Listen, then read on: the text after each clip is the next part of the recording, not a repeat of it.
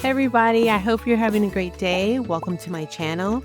This is part 3 of the Stardew Valley walkthrough. My name is Michelle, and in this video, I'm hoping to meet the rest of the townspeople, if it's even possible to meet all the townspeople in the first week. You guys let me know if you've ever seen a video where all the townsfolk were met in like the first day or two. But I'm going to try my best. It's about 12 in the afternoon. I decide to take this different pathway that I haven't gone this way. I guess this is maybe considered like a little up the hill, maybe. I was getting my hoe to try to grab whatever that was in the ground, but my inventory is full. I think a lot of us, we make that mistake of leaving the house with a full inventory, and not until we're already far enough, it's like, oh shoot.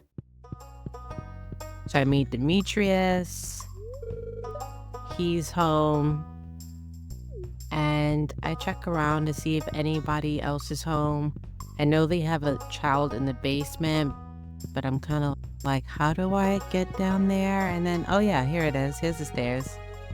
And there's Sebastian, which I think he's often in his bedroom, but it's, how do you get to him? How do you get to Sebastian? So I don't know what his schedule is like, so we'll see. So I'm walking around, seeing if there's anybody else I can bump into, trying to remember what I can in playthroughs that I've watched. And I see Linus. And so I speak to Linus. Linus is very interesting because even like his loin, what he's wearing, it's like a caveman attire. I don't know if that was on purpose or not, but that's interesting. So I see I have 16 more people to meet, and I have a full inventory, so that foraging is out of the question.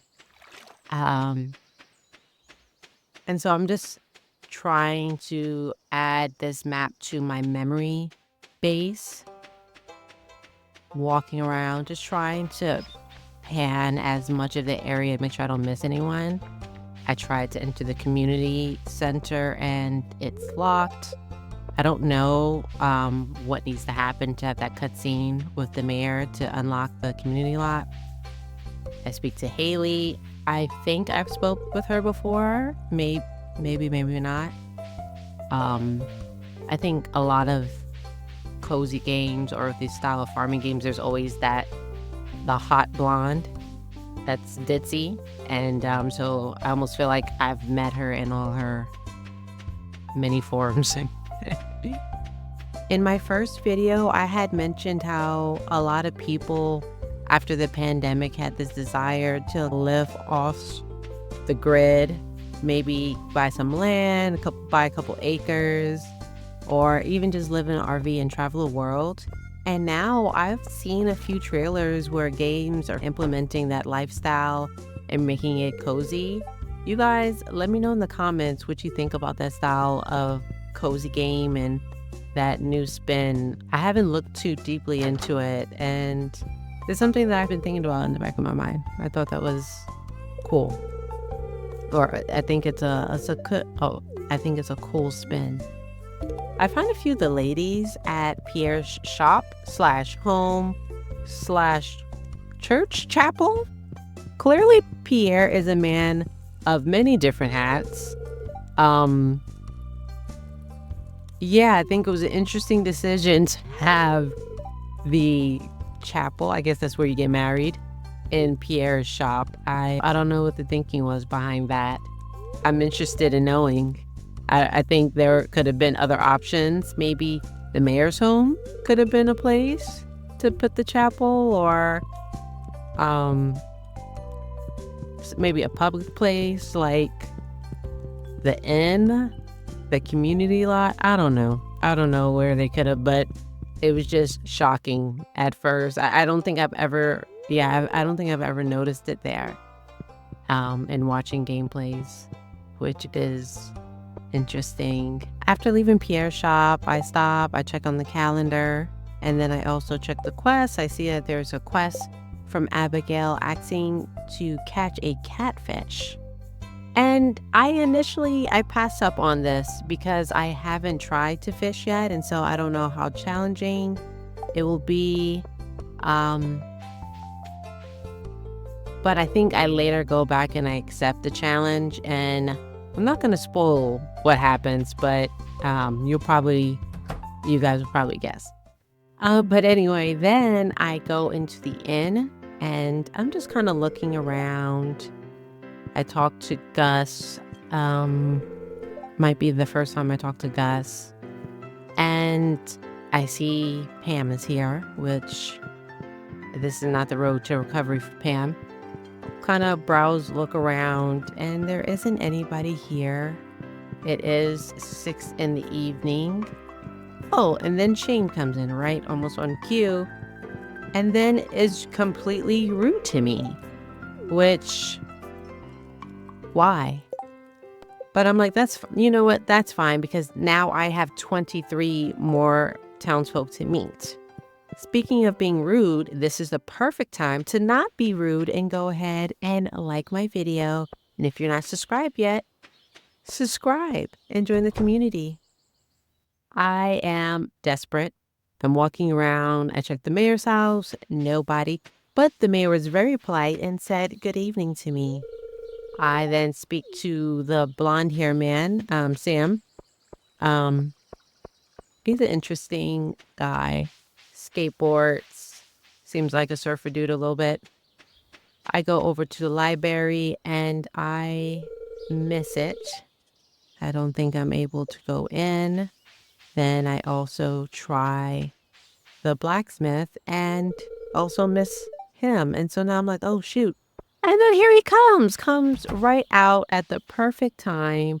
So I speak to him, I speak to Clint, and I am pumped. I got 24 more towns, or I've spoke to 24 townspeople, which means I have 4 more to talk to. So then I'm like, let me get Elliot.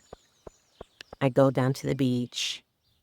As fabulous as Elliot's hair is, I'm really shocked by what his house looks like. I feel like he would have more decorum. I think he would. So he's not there. It's 8 o'clock at night, and I'm like, you know what? I'm over here at the beach. Let me hop on the pier, and let me be like Willie and fish. So now, I'm going to give you a disclaimer. I've been playing a lot of Animal Crossing. So at first, I'm kind of looking in the water for signs of fish. And I'm like, okay, maybe there isn't. So then I just cast. I have used most of my energy. So this is probably going to be a one catch type of night. And I'm waiting. And I'm patient. And I hear some of the exclamation mark, which I'm like, I guess that's just like warning, hey, something's coming, get ready. And so now I'm kind of anxious. And guys, I know I'm not alone. You know that anxious, you feel like, okay, I gotta get ready to get ready. I have to get ready to click. I have to get ready. I have to get ready. And then you accidentally click. Oh, that's so annoying. That is so annoying. And I get frustrated with myself all the time. Again, I've been doing that a lot in Animal Crossing. So now I guess demo or the practice of fishing to teach you how to fish. I am struggling so hard. I'm feeling like I don't know. It says click, but right click, left click, which one? They truly ended up just giving me that fish because as I'll see later, it's never that easy. But I get a herring. My energy's sucky. So I'm like, that's it for the night. I don't feel too confident in my fishing abilities, not like in Grimshire. Um, so I leave. I head home and I'm game planning in my mind. I'm trying to figure out what are my next few days gonna be like. How much should I head to the cave soon? Am I being a baby? Just head to the caves. I don't know. But now I run into an issue that I'm going to run into many times, which is fishing where there's no water, but also using energy. I use energy. And so twice I cast my rod. And so then I become overly exhausted. So I do this slow crawl to bed. I'm annoyed, but I level up in foraging. So a win is a win. I'm very happy about that. And I sell my herring. I know I think I wanted to at least maybe save it um for the community center, but I haven't even had the cutscene about the community center. Maybe that's something I need to go do really soon. But I need money. I'm not making any money. All my crops aren't ready. So I just sell it. So then the next day it's raining. So no watering. So I just jump straight into, I have like this upper section of the farm. I said, let's just get this good. Let me clear this out as much as I can. Um, Especially because this is going to be my initial crop space. I'm hoping to put maybe like a barn. So you leave my farm, I go down the stairs, and then I have to go up another stairs, and it's like a kind of small. I think that's where I'm gonna put my chickens, because chickens are nice to have, but I've never played a game like this where I've had more than 8. So I don't really need a lot of space for chickens. I'll probably never exceed 8 chickens.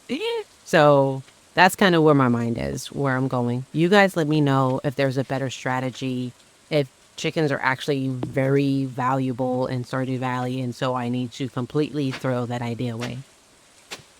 So now I'm kind of seeing how I'm going to lay out my crop bed. I can't explain my train of thought. I have no explanation for myself. I did not. I just didn't. I did not. So right now I'm seeing that I would not have a like a middle, a even middle if I went straight down. And then I see that okay, now I have 4 spots in the middle. Um so I'm just, hey, don't judge me. Don't judge me. So after I do not as good as I was hoping, I decide to go and clear some more space. I don't know what I'm going to put in this area. You guys leave your suggestions in the comments on what I should fill this area with. I have no plans. I just want to clear it. It looks like that at some point I can have fish, like a pond with fish, which I don't know why I would want a fish pond, what fish can bring me. But so I'm gonna just go down after having after having that experience. I decide to just clear what I can while I can. And with that being said, I'm going to wrap up this video here. Stay tuned for part 4. Thank you for supporting my channel and watching my videos. And as always, stay safe and take care of yourself. Until next time, happy gaming. Bye.